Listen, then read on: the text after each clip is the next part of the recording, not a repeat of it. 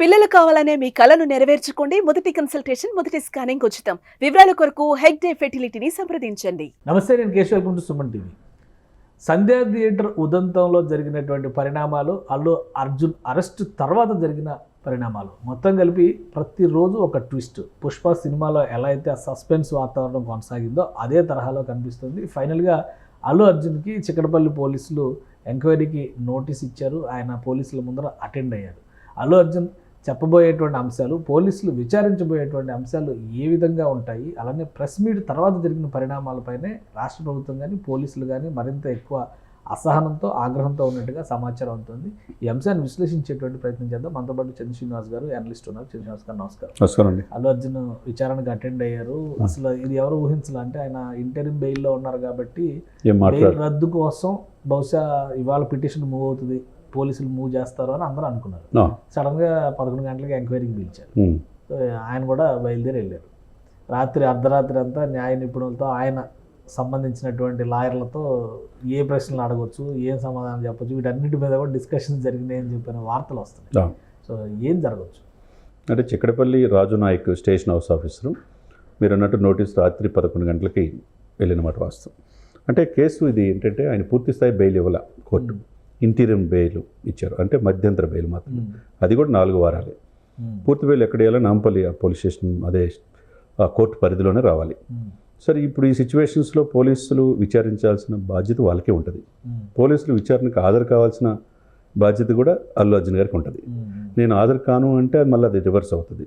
ఇప్పటికే ఆయన కొద్దిగా రూల్స్ని అతిక్రమించి, నిన్న చాలామంది నాయకులు చెప్పినట్టుగా, ఏదైనా కానీ కోర్టు పరిధిలో ఈ కేసు ఉన్నప్పుడు వివరాలని, దాన్ని స్పందించే తీరుని స్పందించకూడదు.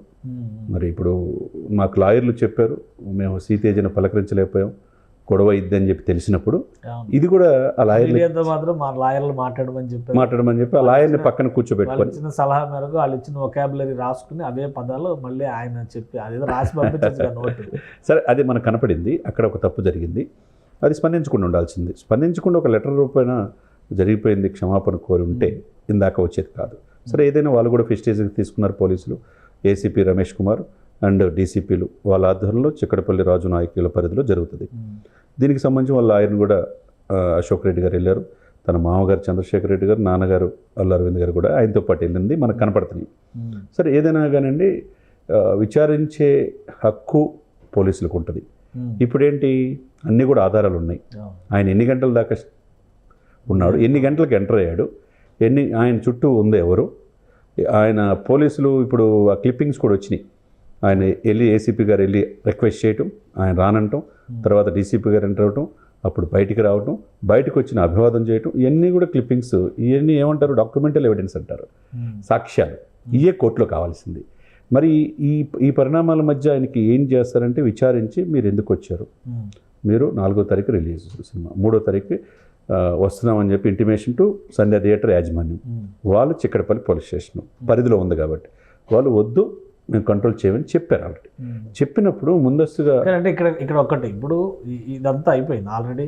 సంధ్యా థియేటర్ ఇష్యూ అయిపోయింది, ఆమె చనిపోయింది, తర్వాత ఆ పిల్లాడిని కాపాడే ప్రయత్నాలు ఇవన్నీ జరిగిపోతున్నాయి. ఒక వైపు నుంచి అల్లు అర్జున్కి సంబంధం లేకుండానే జరుగుతున్నాయి, కొంత ఇన్వాల్వ్మెంట్తో కూడా జరుగుతున్నాయి.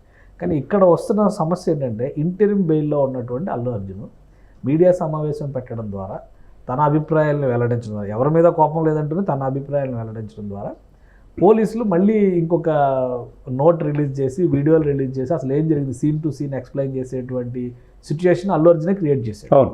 ఇప్పుడు అల్లు అర్జున్ని విచారణ నిమిత్తం పిలిచిన తర్వాత, ఈ అంశాలపైన ప్రశ్నించిన తర్వాత, ఇంటరిమ్ బెయిల్లో ఉన్నప్పటికీ అదుపులోకి తీసుకోవడానికి ఎంతవరకు అవకాశం ఉంది? ఇప్పుడు అదుపులో తీసుకోరు, ఎందుకంటే ఆయన ఎక్కడ పారిపోయే వ్యక్తి కాదు, ఆ ఇంట్లోనే ఉంటున్నాడు. ఆ ఇంటి మీద ఓయూ యూనివర్సిటీ స్టూడెంట్స్ దాడి చేసిన అల్లు అరవింద్ గారు కూడా మేమేమి మాట్లాడాం, పోలీసులు వచ్చారు, అరెస్ట్ చేశారు, మేము ఇక్కడే ఉంటామని చెప్పాడు. సరే, పోలీసులు పూర్తి బెటాలియన్ ఇచ్చారు, దానికి రేవంత్ రెడ్డి గారు కూడా భౌతిక దాడులు కరెక్ట్గా సెక్యూరిటీ ఇచ్చారు. ఇదంతా రూల్ ప్రకారం వెళ్తుంది.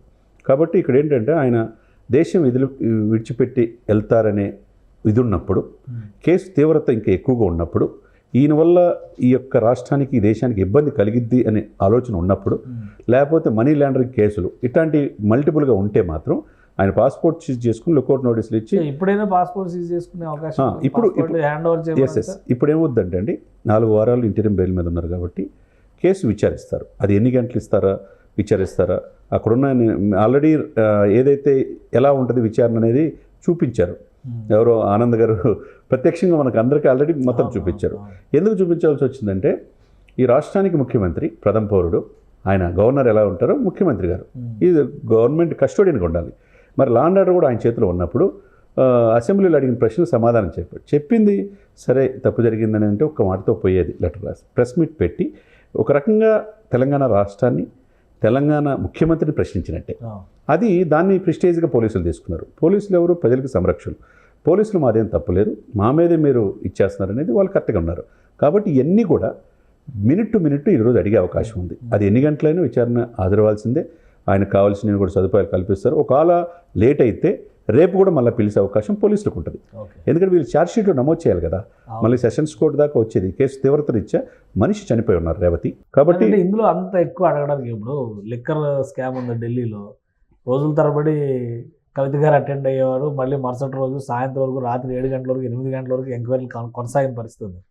బట్ ఇది ఒక హ్యాపెనింగ్ ఇన్సిడెంట్, యాక్సిడెంట్ అనుకోవచ్చు, లేదా ఎవరో కూడా ఊహించని ఘటన కింద దీన్ని చూడాల్సి ఉంటుంది. కారకులు ఎవరైనా కానీ ప్రేరకులు ఎవరైనా కానీ ఎవరు ఊహించినటువంటి ఘటన కింద మనం చూడాల్సి ఉంటుంది. సో దీని మీద అంత ఎంక్వైరీ చేసేటువంటి అవకాశం ఏముంటుంది, ఏం ప్రశ్నలు అడగడానికి ఉంటుంది? ప్రెస్ మీట్ దీన్ని ఫోకస్ చేయొచ్చా, లేదా ఇందాక మనం అనుకున్నట్టుగా పాస్పోర్ట్ సీజ్ చేయడం, లేదా రాష్ట్రం ముఖ్యంగా హైదరాబాద్ విడిచి వెళ్లకుండా నిర్బంధించేటువంటి అవకాశం, ఇట్లాంటివి ఏమైనా ఉంటాయా? నేనేమంటానంటే అండి, ఇక్కడ 2 తప్పులు. ప్రధానమైన తప్పు పోలీసులు చెప్పినప్పుడు ఆ యొక్క థియేటర్ వదిలిపెట్టి వెళ్ళిపోవాలి అలా. 2 తొక్కిసలాట జరిగి మనిషి ఆల్రెడీ చనిపోయినప్పుడు ఇంకొక వాళ్ళ బిడ్డ చావుబతుకులు ఉన్నప్పుడు చెప్పినా వినకుండా అభివాదం చేయటం 2 తప్పు. ఇవన్నీ కూడా తెలిసి కూడా తెలియనట్టుగా నటించడం కావచ్చు, సినిమాలో నటన కాదు కదా, నిజ జీవితంలో. ఇప్పుడు మీరు అన్నట్టు ఇదంతా పుష్ప 3 లాగా ఉంది ఈ సన్నివేశాలు. ఈ పుష్ప 2 ఆడుతుంటే బయట ఈ సన్నివేశాలు అట్లనే కనపడుతుంది పోలీసులు విచారించడం అన్ని కూడా. ఈ సిస్టమేటిక్గా ఈ వేలో ఆయన నాకేమీ తెలియదు అని చెప్పి పోలీసుల మీద ఆ నెపం నెట్టడం అనేది అక్కడే చాలా సీరియస్గా తీసుకున్నారు. ఇక్కడ అంటే ముఖ్యమంత్రి తప్పు చెప్తాడా, పోలీసు యంత్రాంగం తప్పు చెప్తుందా, పౌర సమాజం ప్రత్యక్ష సాక్షులు తప్పు చెప్తారా? చివరికి కళ్ళమట్టు నీళ్ళు పెట్టుకున్న రాజు నాయక్ చివరి వరకు ప్రయత్నం చేశాను సార్, రేవతి ఇప్పుడు కూడా 15 రోజుల నుంచి నాకు నిద్ర పట్టలేదు, నాకు కళ్ళ ముందే చనిపోయింది, ఆ బిడ్డ ఆసుపత్రి వాళ్ళు కళ్ళ మండీలు పెట్టుకున్నారు. వాళ్ళు కూడా హ్యూమన్ బీయింగ్ సార్, వాళ్ళు ఉద్యోగాలు ఇచ్చే పోలీస్ డ్రెస్ వేస్తారు, హృదయం ఉంటుంది కదా సార్, ఉదయం చెల్లించినట్టుగా ఆయన మాట్లాడు. ఇవన్నీ రీత్యా ఈయన ఏంటంటే బ్లండర్ మిస్టేక్ ఎక్కడ చేశాడంటే తప్పు జరిగింది వెళ్ళిపోండి, ఇంకెక్కువ ప్రాణ నష్టం కలగకూడదని వాళ్ళు అడిగినప్పుడు వెళ్ళకపోవటం, అక్కడే ఉండటం చాలా సమస్య. అక్కడే సమస్య.